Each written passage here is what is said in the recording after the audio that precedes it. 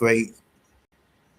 Top 10. Black women changed history forever. Meet the famous females who defied the odds, pushed boundaries, and paved the way for future generations. Kamala Harris, the first female vice president and first nominee black women candidate for president.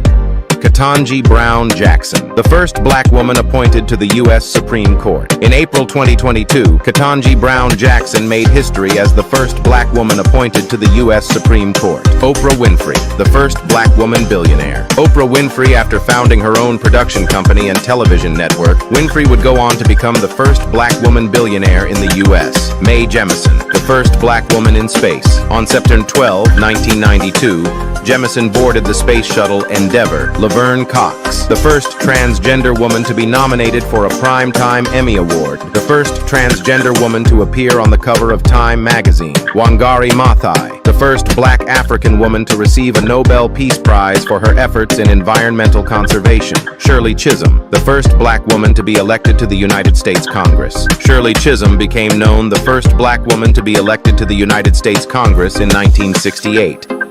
Bessie Coleman, the first black woman plane pilot, won in 1920. Harriet Tubman, the first black woman anti-slavery activist. Harriet Tubman is best known for her efforts to move slaves to liberation. Elizabeth Freeman, the first female slave set free under the state constitution after she sued for her freedom in 1781.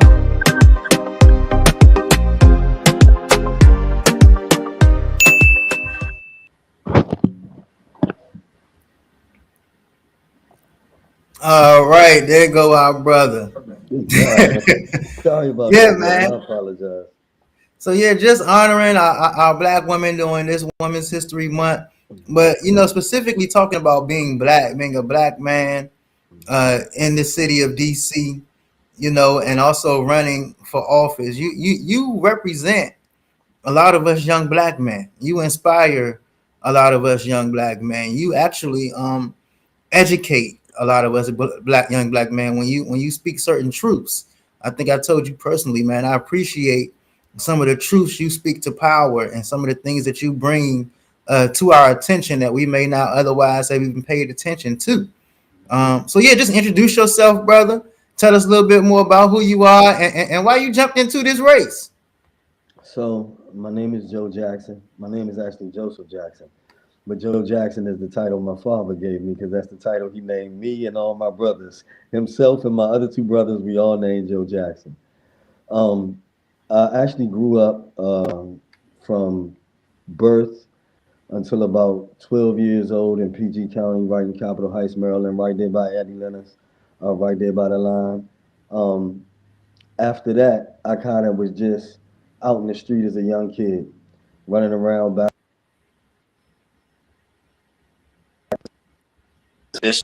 trying to find myself. Um, the reason, I'm not sure if you can still hear me. I see the camera went out. We can still hear you. Okay, great. So at 2 weeks old, man, my mother had to give me up for adoption. And she gave me up for adoption because her and my father were actually in the drug trade in DC and they got caught like most people do. My father got life, my mother was sent to witness protection. So at 2 weeks old, I was sent to live with the Franciscan nuns. I mean, I can't make this up. The Franciscan nuns are like, that's the Roman Catholic nuns back in the day with the white hoods, Sister Act. And although the woman that raised me was a very good woman, she was 2 generations older than me. She was a white woman. And I think that caused me to lose a lot of cultural identity as a young man because I had nobody around me to explain to me or teach me who I was. So when you have stuff that happens like that, no father in the house, you separated from your culture in any way, shape, form, or fashion, you usually go to the streets to try to find your way, and that's what I did. So after monumental mistakes, on or around the age of 19, I ended up with 37 years in prison for a crime, what I was convicted for, I didn't necessarily commit. Um, while I was in there, I had to get my 8th grade certificate, my high school diploma. I was able to get a paralegal a certification as a paralegal in paralegal studies from the Blackstone School of Law. I filed my own appeal. I came home. I've had three children since I've been home, three daughters. I was able to establish a successful business. I've been able to keep consistent work. And although I bumped my head a few times, I've been able to find my way. So when you talk about me being an inspiration, I like to present myself as a walking testament to it's not how many times you get knocked down, it's how many times you get back up. And that's what our people need to see. Bro, a lot of times, man, my brothers and some of my sisters, we use everything around us as justification for why we're not doing the right thing. And sometimes you have to hear from a person that wasn't always doing the right thing to say, hey, you know what? That ain't what we're supposed to be doing. That wasn't right. It is another way, and we got to give ourselves a chance to do the right thing.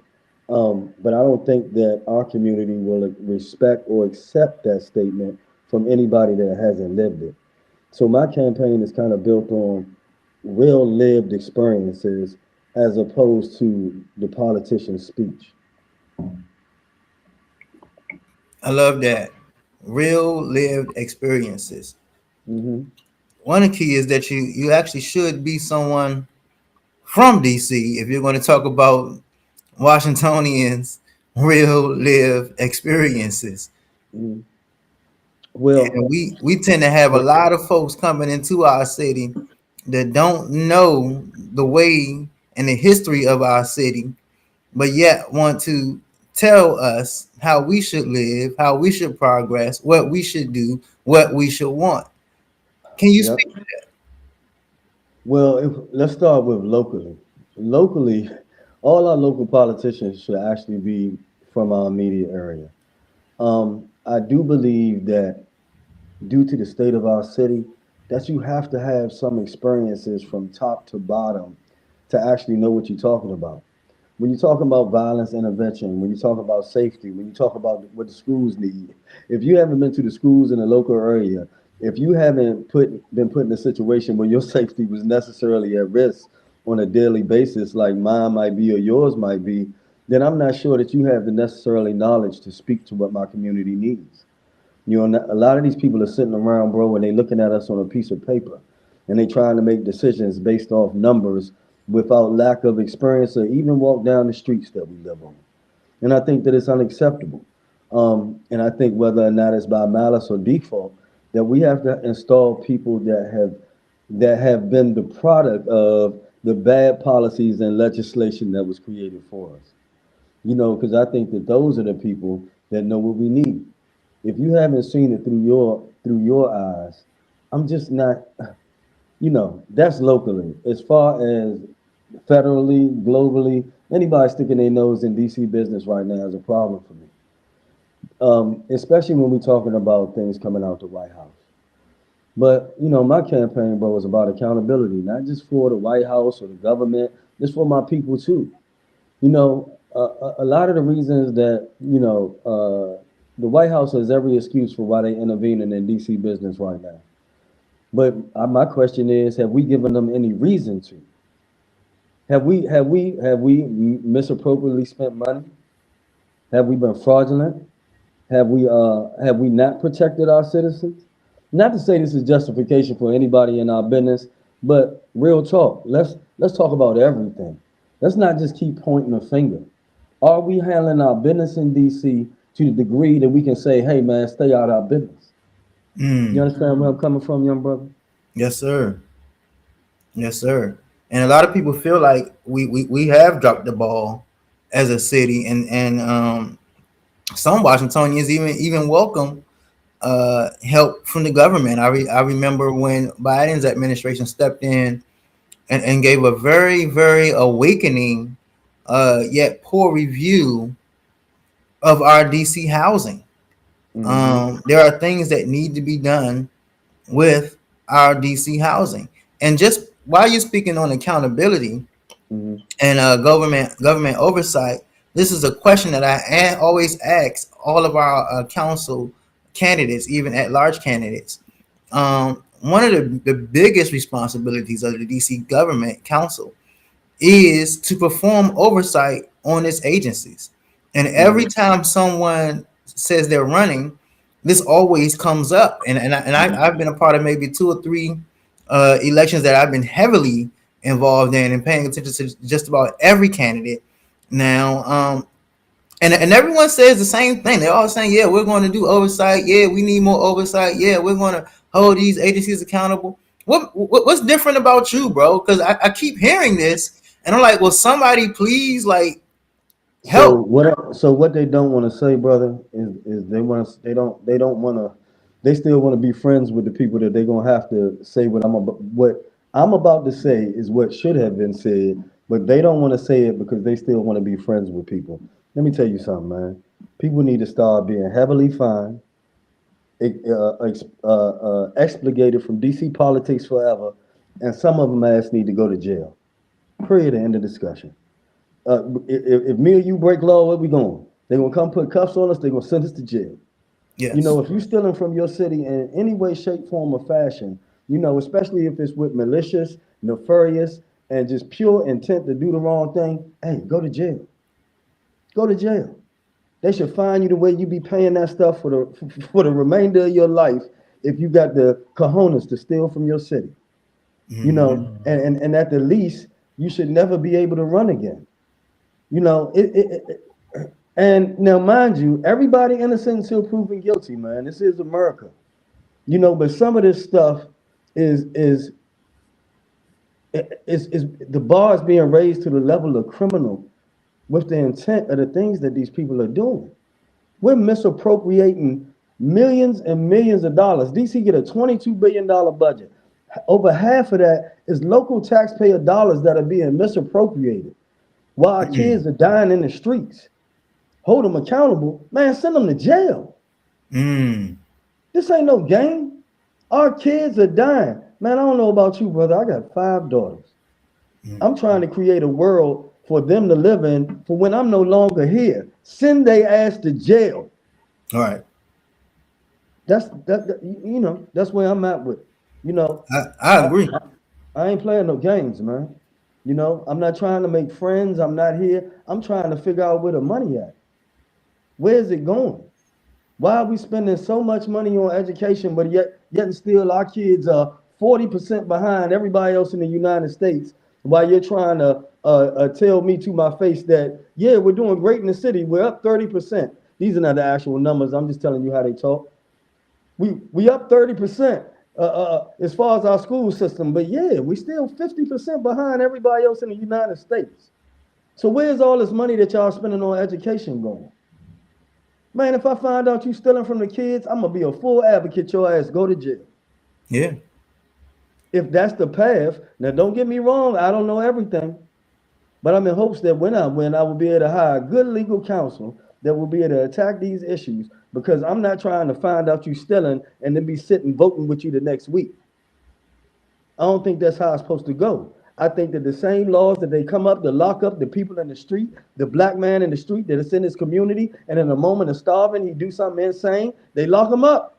Yes. What's the difference now? Innocent till proven guilty. But at some point, we have to be realistic. How else do we hold people accountable? Smacking them on the wrist? Nah, I ain't with that.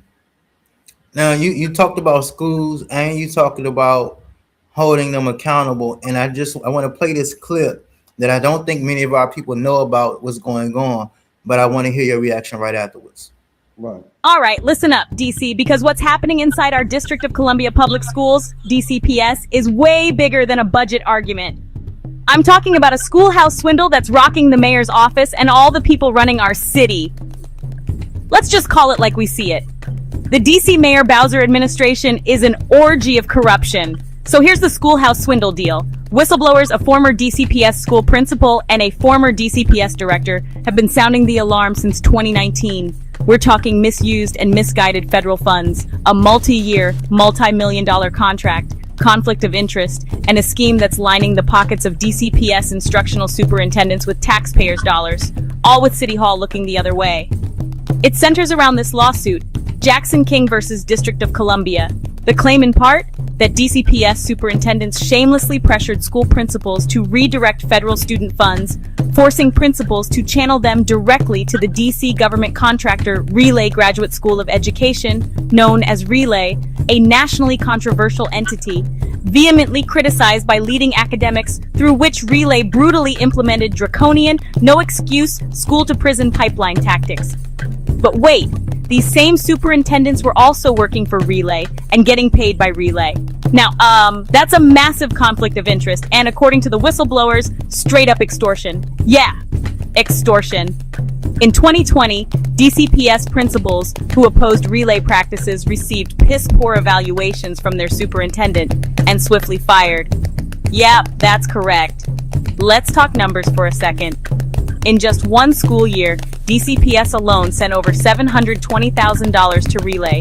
And federal money isn't pocket change here. In 2021 to 22, the district got nearly $389 million in federal funding. That's over $4,000 per student.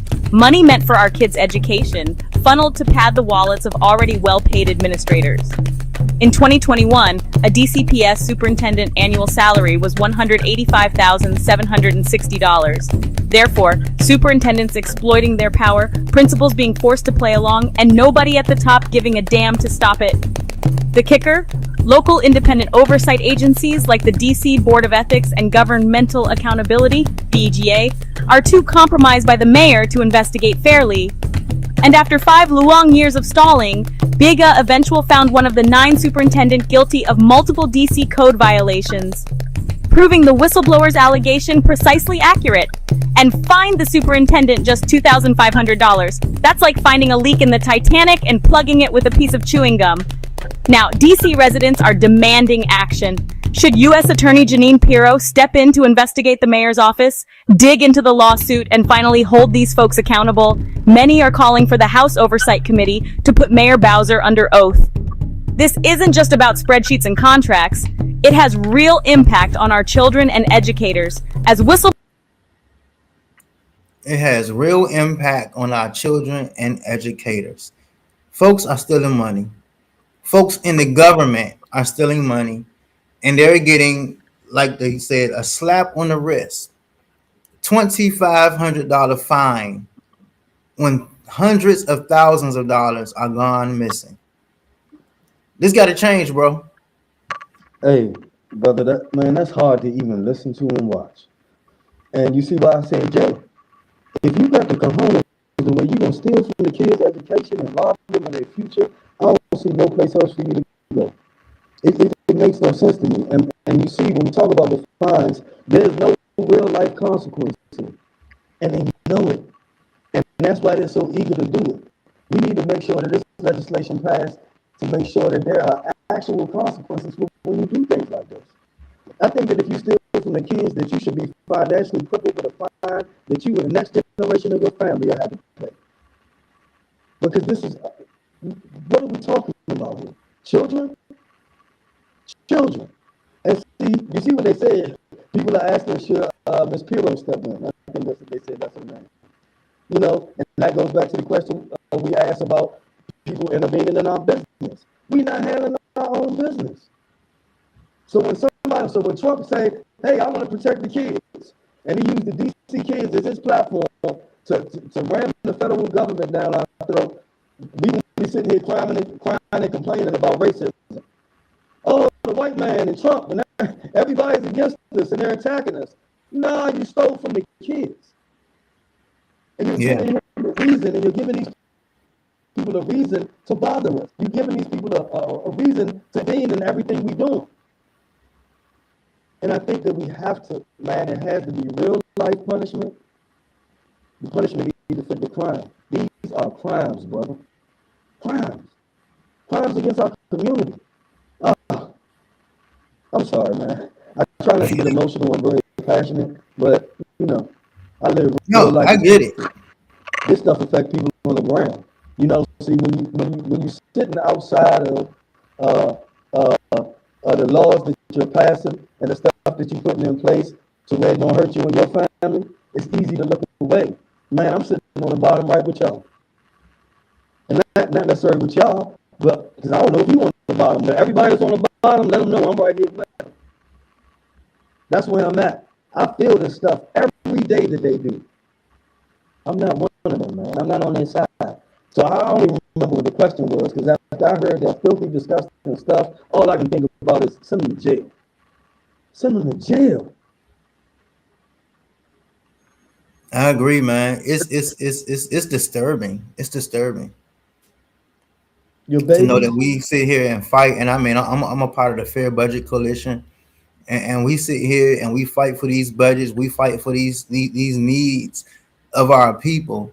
And the mayor and the council are constantly saying we don't have money, we don't have the funding, or the budget is short, or we got to cut back on this, got to cut back on that. And you're like, first of all, this budget is only about DC money.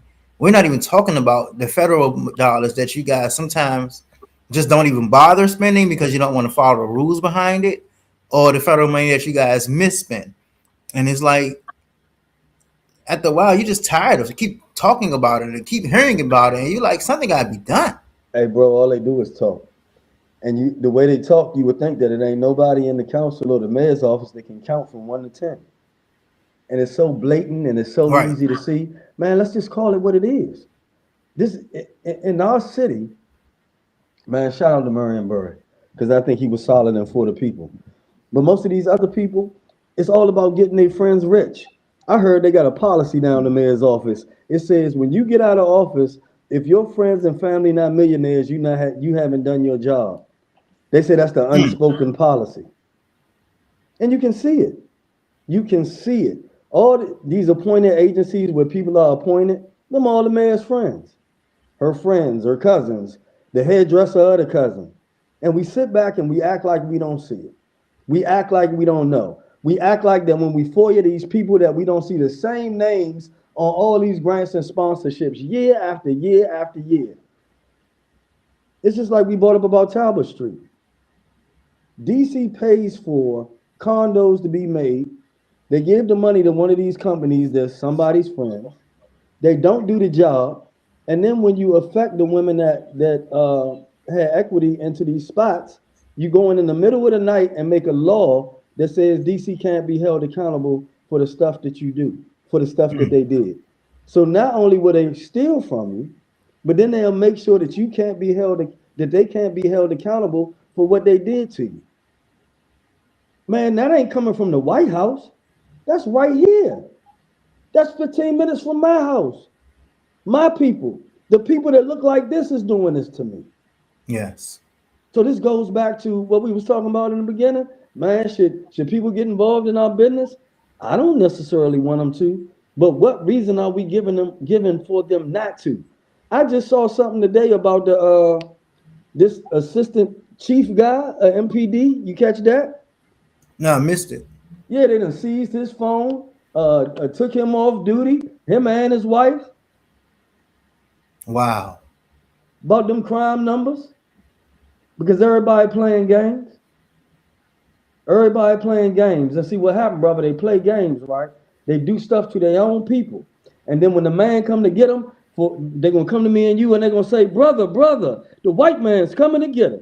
Mm-hmm. And I'm not saying that he not. But in this particular instance, it was you that was getting me. And we got to be careful. We got to watch that line between what's going on locally and why the people that are not local keep coming into DC. Are they seeing something we not paying attention to? You know, they get to see the numbers on a high level. Right. And that's a whole nother thing, because, I've been saying this for years and kind of thinking this, for a while, but we are all Democratic, majority Democratic city, all blue, always vote blue. And we have all black leadership for the most part. Mm-hmm. And it's like, you would think that we don't really have the hurdles. We don't really have the division. You would think that we're able to get stuff done here more than most places. See, but why is it that we have an all blue city of all black leadership? Black folks keep getting left behind. What is the problem? Your stuff out loud, right? That's a we're not allowed to say that out loud, brother. You know that, right? We run the risk of disappearing off the earth because we say for the past 60 years we've been doing things the same way, voting the same way, and we still in the same predicament. People Uh-oh. ask me what's my campaign based on. I say go look at all the black men's campaign for the last 60 years. It's the same thing. Education, housing, healthcare. When does it stop? Who stands up one day and say, you know what, man? What is somebody playing a trick on us or something? Yeah. But if we say that out loud as black men, now you run the risk of being an Uncle Tom. You run the risk of being a house nigga. If I say anything about holding the people that look like me accountable, but you're right, my brother. We've been voting Democrat a long time. I'm not saying I want to vote another way. We've been voting black a long time. I'm not saying I want to vote another way. But at the end of the day, man, what is it getting me? What is it getting you? We have to look at that. We have to.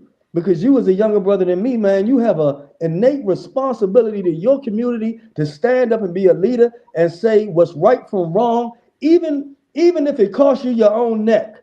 Yes. Brother, I told the people to stop stealing out Safeway at the top of Alabama Avenue. I lived here for 25 years.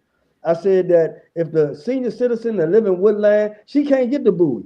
And if you steal out this Safeway, you will make the inventory bad, the price is going to go up. Don't make a difference who fault it is or why you got to steal. It's going to hurt the senior citizen. Man, I was an Uncle Tom for 2 weeks. House nigga on TikTok for 2 weeks. So we got to be careful because it's easier. Because remember, you sent me that message. You say, man, we're going to talk about being a black man. See, the black man, the real black man, has to hold his people responsible. He has to get in the chest of the people that he see doing wrong and tell them to do right. And then he can stand up and argue against the rest of the world and say, hey, I'm showing up with my boots tied up, my shirt on, my tie on, and I'm showing up proper, and you're going to respect me. But we live in a city, man, where they're stealing from the kids. And you want me to back your play when Donald Trump and his team of goons come to bother you? No. I hope he take your ass with him to wherever he going to drop you off so we can run our city properly. Do that mean I'm with Donald Trump? Absolutely not. It means I'm not with that BS that they've been doing to our people. But they'll try to conflate that if we say these things out loud. Oh, man, he's with Trump. No, I'm just not with you. Right. You know we're gonna be on here 2 hours. You done woke me up. I feel healthier after talking to you. Oh, it's on now, man, because I'm sick of these people, bro. It's terrible, bro. It's terrible on every which way. And the next segment, I know we don't have too much longer, but the next segment, I did want you to talk a little bit about. You kind of touched on what was going on Talbot Street, but talk about what your plan and what your vision would be to fix our housing and unhoused crisis. So it's a couple of different things. I'm gonna deal with the one that I don't understand first. So I'm screaming affordable housing all the time, and for me, everything relates to black people. But when you're running for council at large, it's a myriad. It's a beautiful rainbow of people out there that we have to take into consideration. So a lady walks up on me and she looks at my flyer and she says, well, I make $200,000 a year and I still can't afford housing. And my first take was to look at this. Was a white woman. My first take was to look at it. I said, well, you might be living beyond your means, because if I had 200,000, I'm sure I could find somewhere to live that was affordable. But I think that it was not understanding the issue. And I think there's a affordable housing issue for people in DC, no matter how much you make. So what I like to do once I get in office is hire the right people to attack that issue, that particular part of the issue that I don't understand, which is how do you make over $200,000 a year and still feel like you don't have affordable housing? Now, let me tell you the part that I don't understand, which is this voucher system. So you can have a voucher for 20 years that's paying $4,000 in rent to somebody. You know what that is, right? So we got the government that's going to pay the $4,000 in rent a month for 20 years to one of these companies that own all these buildings that's somebody's friend. So we're gonna make them and their family rich for 20 years, when instead we could be incentivizing these property owners or forcing them to turn these apartment units into condos and putting our people on a path to ownership by paying month to month the same $4,000, not into a rent, but into a mortgage. Man, I ain't been to no real estate school, brother. I just told you my background. I grew up in a damn orphanage for the most part. And I could come up and think that clear. You think they ain't thought about that? They don't want to do that. They want to keep making, what's his name? I can't even think of his name right now. I don't want to quote him. I think his name started with John. But John owns 75% of the apartment real estate in DC when it comes to these apartments. So somewhere John is probably kicking some money back to somebody saying, hey, we want to slow that. We want to make sure that voucher program stay with just rent. Because you know, with the lifetime voucher, you can actually go get a house. And it's a little 1-year program you got to go through, but they don't tell you about it. They just keep pushing, hey, go rent something. Go rent something. Go rent something. Go rent something. We got to figure that out. So when we talk about affordable housing and long-term stability, that's one thing, is incentivizing or forcing these long-term DC property holders to convert these units into condos and put our people on the path to ownership. That's one thing. So with Talbot Street, I think that DC 100% paying for a company to build condos, that's a program to where some of our citizens can go through the program and get in and be on a path to ownership, was amazing. The problem was some snake in the DC government went and hired his damn friends that didn't even know how to build houses. You feel me? So we went and hired a bunch of people. We went and hired a company to build houses, somebody friends, to make them rich and just flop a whole great idea because we bring greedy and stealing. So I would probably reinitiate programs like that. We don't just need one set of houses built that the DC government paid for. $11 billion of taxpayer, $22 billion a DC local budget, over half of it being locally generated funds. Man, sound like we could have 2 or 3 housing developments built that we putting people on a path to ownership. Ownership. DC paying for everything. Man, we having events downtown in front of the library. I'm a member of the Go-Go community. You know this. $250,000 events where we kicking the homeless off the street to spend in one night. And you mean to tell me we can't put that money towards somebody having some ownership in housing? We got to redirect some of these funds, brother. We got to look at all these agencies and see where this money going and saying, hey, you know what? I'm going to need you to send some of that over there. We need to redirect some of this because you're getting too much, you're wasting it, and what are we getting from it? What's the benefit? We have to look at how these things are affecting DC. But once again, with the housing, it's putting our people on a path to ownership. Making sure that these vouchers that come out are forever. This rapid rehousing stuff, man. And I know I jump all over the place, but I've been through a lot, so just follow me. So with rapid rehousing, right, they know you homeless. They know you ain't got a job, but they'll go give you a check to where you can pay your first month's rent and your security deposit, and then they'll finance you for 90 days to 6 months, some of them a year, but after that, they just stop and put a person right back into homelessness. And they do it over and over and over and over again. I'm trying to figure out what this is about. I'm trying to figure out who's the mathematician behind all this. Why are we hiring these people at housing and everywhere else that can't seem to get the job done? I think we need monumental administrative corrections from the bottom to the top. I think that you could probably do better running housing than the people that's over there right now. It's a lot of different things, brother, and I hope I answered the question. But like I say, some of these questions you asked are bringing up a bunch of anger because I'm sick of these people.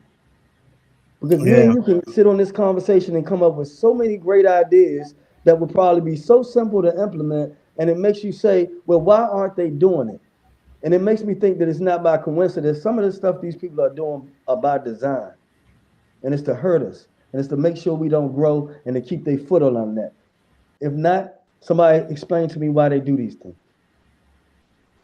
Well, I might get in trouble for saying this. Uh-oh, you gonna get me put out this race. But go ahead. I tell you what, it is widely believed that our mayor in her office with these rapid rehousing, the rapid rehousing vouchers were not meant to be used for what they are being used for. They were meant to be used to help those to become stable who already had a plan and the ability to become stable after just a Right. little bit of help. However, the mayor has used these rapid rehousing vouchers to clear the shelters. So just, oh, these people are homeless. Oh, we've cleared this amount. Oh, these people on the streets. Oh, we got rid of 40% of homeless population. Yeah, you did this year, but next year that 40% will be back homeless. You don't want to talk about that. So yeah, we did use it for the wrong reason, and I do believe they originally had good intentions, but our mayor office and city leaders were intent on proving certain numbers, and Yeah. therefore things became misguided and misused. And and that's why I said it goes back to, see, when you talk about them numbers, once again, we're not talking about somebody dropping the ball. We talking about somebody intentionally doing the wrong thing to inflate numbers. Mm-hmm. That's a big difference from we tried to do something and made a mistake. And I think that that's DC's problem. And our running theme on this conversation tonight seems to be oversight, oversight, oversight. And what's the cure for it? I think that there are multiple different degrees of where, and once again, shout out to Mayor Bowser for whatever it is that people believe she's done. But at the end of the day, she can't do everything. But it Facts. comes down to hiring the right people. Who are the people responsible for overseeing this stuff? Our council. And then Yeah. when we go to these oversight hearings, and I just went to one with Office of Cable Television, man, it seemed like they were just in there just talking. Oh man, you messed up? Oh, no problem. Don't worry about it. It has to be consequences for somebody. As soon as harsh consequences come down for, we got on paper, we're going to do things this way with $3 million. As soon as we found out that the $3 million was done for anything other than what it was on paper for, it needs to be consequence. Yes. I think that this is a basic understanding that me and you just came up with that we agree upon. And you don't Yeah. think that these so-called smart individuals that's going to get in all these forums and tell us all their accomplishments and everything they done did, they can't come up with something this simple? Or I get it. Hey, we all got to vote together. So why are some of y'all voting intentionally to make stuff harder for black people? We need to check that. We need to figure it out. We need to call it out. You know? But you run the risk of being another Martin or another Malcolm or being assassinated. You run the risk of being blackballed, man. I've been blackballed in the go-go industry for a long time because I talked about some truth. 3.9 million going out every year for go-go since 2019. Ain't nobody in go-go know about it, but other than about 10 people till about 2021. So when I started talking about it and yelling and screaming, brother, they all attacked me. Everybody that was breaking down the 3.9 million tried to buy me off, give me jobs, give me money, cut me checks. And I just kept talking. And then I realized, goes back to what you talked about to me earlier, why I got in this. Because when I went looking for go-go money, I found out they were stealing money from everywhere. Mm-hmm. We have voted nothing but thieves in the office. Mm. And who is it on? Is it on the thief? But we know they thieves. We know. And we keep voting for them. We keep voting for them. It's time to try something new. Man, I didn't get in this. Trust me, my intention, I didn't wake up one morning and just say, hey, man, I'm going to change the world. My perspective going to be counsel at law. Nah, I woke up and I got tired of talking on the internet. I got tired of talking to my peers that wouldn't listen. So I'm going to live by example. I need brothers that know the truth. Man, we need to start running from these offices. We need to start creating our own network of people that are going to get behind us and support us over the next 3 to 5 years so we can change not necessarily the color of what our city look like, but the techniques and the style of people that are in those offices. I'd rather sit next to a few brothers and sisters with real life experiences instead of a bunch of these fake uh, Ivy League, I know it all, these career politicians, man. Like it's even when we was on the forum that night I met you in person. I'm listening to these people. I've been doing this 10 years. I've been doing it 15 years.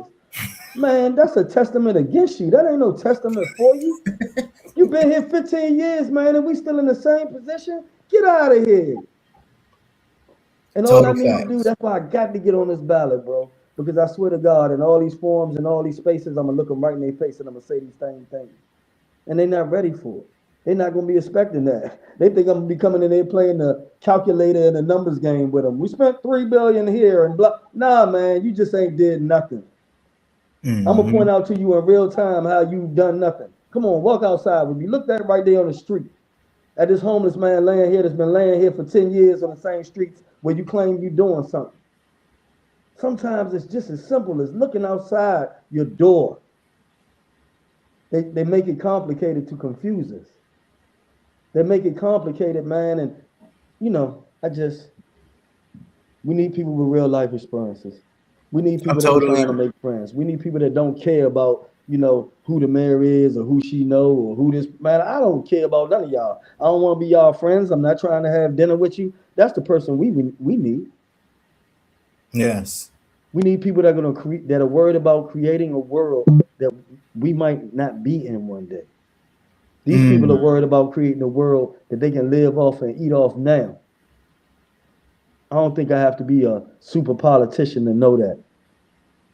I don't think I have to have been doing politics for the past 30 years to really want to do the right thing for my community. I think that I just got to wake up one day and put my energy towards doing the right thing. And I think that if I do it and the next black man see me, they gonna do it. And then the next black man after that, and the next black man after that, and the next black man after that. We got to get the men back outside. We got to get the true leaders back outside. The James Evans, the Uncle Phils. We need those men back outside to lead the community. Right now, that's not what's going on, man. So, you know, one last question I have for you. You know, you talked a lot about, hey, let's lock up the corrupt. But being a black man, when we talk about public safety in this city, I know we tend to say we don't need as many police officers. Right. We tend to talk about the need to invest more in violence interruption and violence prevention, whereas our mayor say, look, our police are facing a shortfall. Sometimes we do need the National Guard to come in and help. When it comes to public safety, as a black man, remembering your life as a black kid in this city, And as a what man, is that your 11.5 approach? years in prison. What was that? 11.5 years.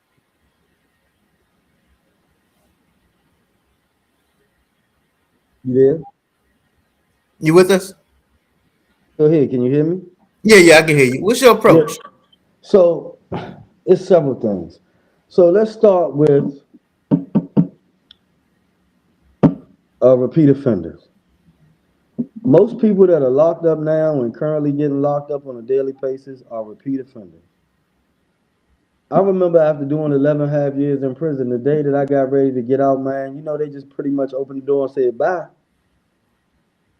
So when I came home, that first month was critical as to whether or not I was going to end up back in prison. So we got companies in there, these private prisons, right, where they're working people for 30 cents a day, bro. Instead of giving these people an actual, maybe not necessarily minimum wage, but some type of wage to the tune of whatever it needed to be, so that when they got out, they would have built up enough money in an account so that their first month in the street they're not faced with hunger, homelessness, a need to survive. And they can do this by these private companies are making billions of dollars off, you know what it is, it's slavery. Yes. So stop paying these people 30 cents a day, man, our brothers and sisters and whomever else 30 cents a day, and pay them something that they can save up so that when they come home with an actual trade and a certification that we can give them, that they come home directly to employment, directly to housing, and I think that will take down some of that recidivism. It'll take down a person coming home recommitting crimes. These are not new criminals every day. These are people, it's a lot of these people are just people coming home that have nowhere to go. They don't know what to do. That's part of it. Another part of it is some of our public safety issues is our mental health. Some of our people are not, some of the people that are out here committing crimes, bro, I can promise you, they're not making conscious, logical decisions because they don't have the mind to do that. Once again, $22 billion budget, over half of it locally taxpayer dollars that's supposed to go to your healthcare services, your education, and your public safety. Mental health, right there, that's two of them right there.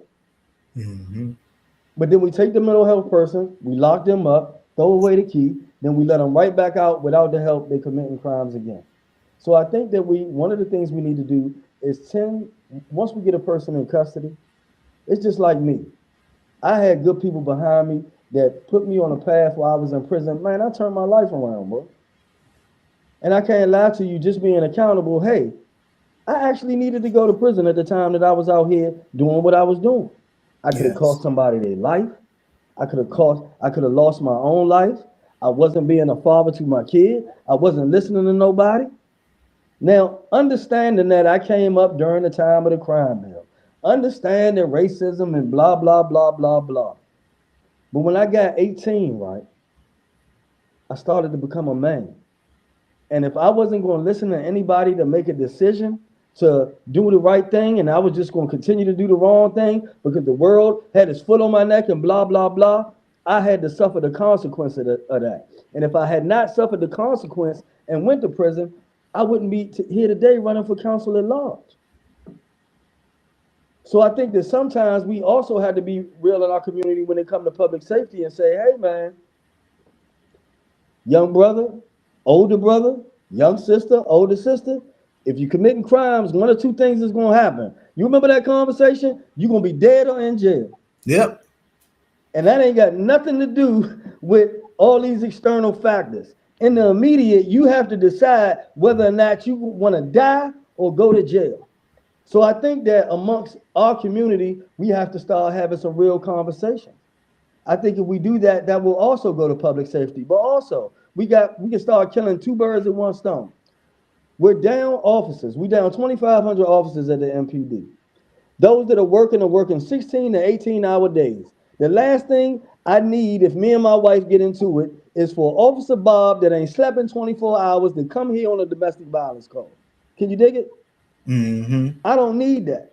So I don't know if you know, but we have a program, right, that goes into the high schools. It's a cadet program that allows the kids that are seniors in our DC public schools to join the cadet program, start making money, and then come out the program and make more money than the average officer if they decide to go through with it. Guess how many schools this is in? How Man, many? you can count them on less than one hand. Might be two. And this will cure, we got the most public safety problem for our kids is the hours after school. Yes. Between 3 to 7 o'clock. But if we got them in the cadet program and we financing the cadet program, you hear me? They go straight from school, straight to work, straight home. Straight from school, straight to work, straight home. And ain't no time to be out on the corner smoking reefers and getting into all type of crazy stuff. It just ain't no time. So we have to have these programs, man, that are in our school system that are covering that time between 3 to 7 and also pushing our kids on a path to direct job placement where they're making real money. You're making money, you're not stealing. You're making money, you're normally not killing. You're making money, you're normally not robbing. Some of these things are easy fixes. So my approach would be to take real life experience and employ logical, just direct logical things that will help us in the immediate. Like pipelines straight in the school system from the high school You in the cadet program, you go straight out here to be a job. Man, we killing more than two birds with one stone. Now we got people from our community that are actually our police. Yes. They actually know people. You know, once again, I tend to jump around, man. I'm a little under the weather. You got me a little passionate today because I love how you talk. So when we talk about public safety, you got to start with accountability. Hey, man, when you see the young brother on the street, man, you got to pull him up. You see the young sister on the street, and you can tell them, hey, leave with whatever you want. Hey, man, yeah, the world is against you and blah, blah, blah, blah, blah. But guess what? Today you have a decision. And if you can only reach one person in your lifetime, man, that's one less young person that ends up in a damn cemetery or somebody prison. Yes. In prison, we got to stop acting like these people not coming home. It's ridiculous. You put a person in a bathroom for 15 years. You make them live there. You don't teach them nothing. You don't allow him to earn nothing so he can appreciate no work, so he can save nothing and come home with stability. And then you just open up the door and let him out and wonder why he go bananas. So true. We have to invest in our people that we know are coming home. We have to realize that although a person committed a crime, when they go to prison, man, these are still our people. Yes. They still have value. But you know, that's a whole nother story. We can get into that. You know that's by design. Man, you're getting a lot of reactions from the public, man. So, you know, a lot of stuff you're saying is definitely resonating with the people. I really, really like my heart's desire is for you and for your message to really get out here and reach our people, man, because people need to hear these things. People need to know these things, and people need to act on these things. So whatever the people's voice could do to help you reach others. I saw you sent me a few things earlier, man. We definitely will try to be a part of that outreach and getting that message across. Because listen, win, lose, or draw, of course, for you, I hope you win. But you know, win, lose, or draw, these are things that need to be talked about. These are conversations that need to be had. And I really appreciate you. You are the first candidate that has come on this show and that has been that totally transparent, that has been that brutally honest. And you just brought our show, in my opinion, to a whole different level. So I appreciate that, brother. I appreciate that. Hey, man, you know what? I appreciate you so much, man. We do have an event that we're inviting all the candidates to at 1865 on Monday, March 16th from 5 to 10. It's going to be an opportunity, and I love for you to be there. For all the candidates to come out and meet the Go-Go community. You know, the Go-Go community has big voting power. And I don't know if nobody noticed, but everybody is using Go-Go for their backdrop.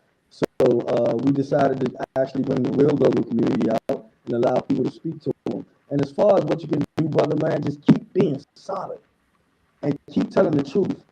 And don't get afraid. And whether I'm here today or tomorrow, man, just keep pushing. Man, don't let them bully you. Don't let them use, man, they will try to use every tangible thing you got and threaten to take it away from you if you dare to tell the truth. Man, let them take it away. Don't let them dangle nothing in front of you, not a check, not a number, not a job, not an experience. Don't let them try to put nothing tangible in front of you that they can threaten to take away to stop you from telling the truth. That's all I need you to do. Because I know if another black man see you, they're going to say, oh, man, I remember black men like that. I want to be one of them again. Yes. That's what I need. Stay solid, man. Stay solid, stay real, and stay far away from being a politician. But get into politics. Hey. I need you to run next year. I ain't going to lie to you. How else we going to change it, man? How else we going to change it? The people that really know don't take the leadership. And I ain't going to put all that on you. I don't know if a candidate ever did that. But, man, you know, we need some people we need the people that make the decisions, that know how to make the decisions. Yes. Mm-hmm. The hard ones, too. It's going to wrap up our show, but I did want to, I always end our show letting our guests have the last voice. If there's anything that we didn't talk about, anything that you want to leave the people with, this is your time. Right after you speak, we will end our show. The floor is yours. Once again, check out my campaign at www.runjoejackson.com. The only way to keep this thing going is with good signatures and good donations. I'm a regular person. I've been through some extreme hardships in my life. Now I done had some glory moments too. I ain't gonna lie to you, because out of all the hardships I tell you I've been through, I'm a father of 5 daughters. I have a loving wife. I won the Mayor's Unsung Hero Award. I have a successful business. So I'm a testament to, it's not how many times you get knocked down, it's how many times you get back up. Don't let anyone tell you what you can't do. You get up every day and you strive for perfection and you strive to be your best. And if you only get halfway there, it'll be better than where most people are at. www.runjoejackson.com.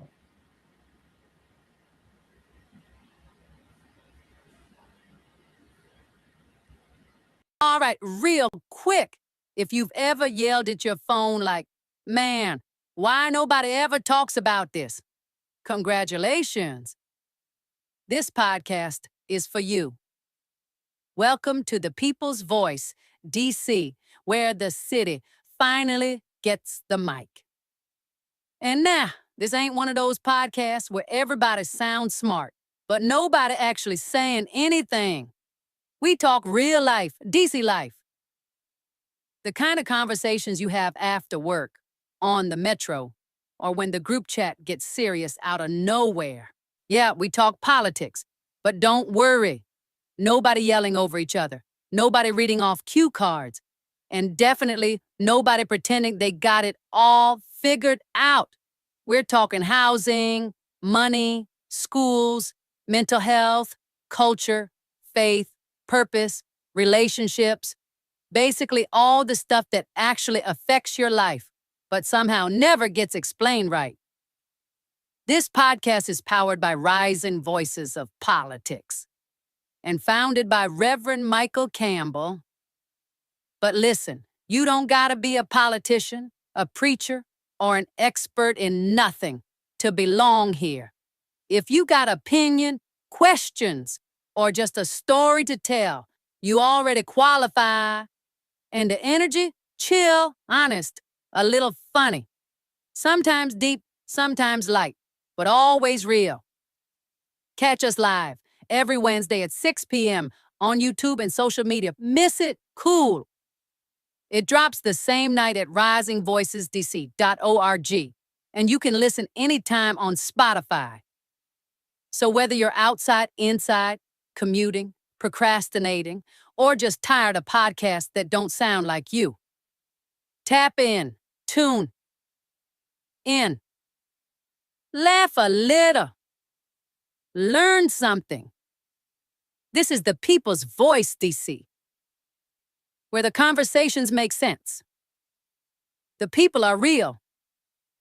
And yeah, we might even say what you've been thinking.